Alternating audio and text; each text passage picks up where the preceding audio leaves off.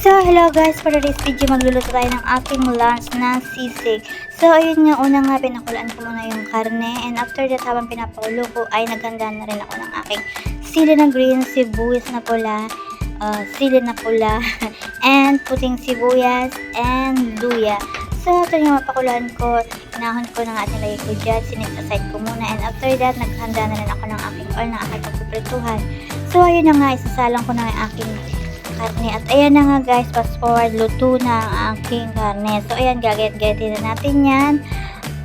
At tinikman ko nga rin yan ng crunchy. Ayun nga, pinakuluan ko lang yan sa may asin and may bawang. At malasa guys.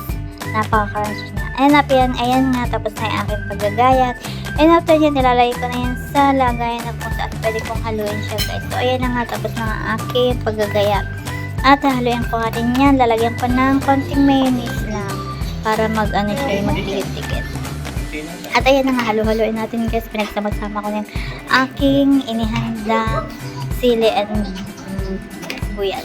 So ayan na nga, halu-haluin natin ng konting mayonnaise. At ayan na guys. Ready ng ating pananghalian na sisig. So tara, let's kain tayo guys.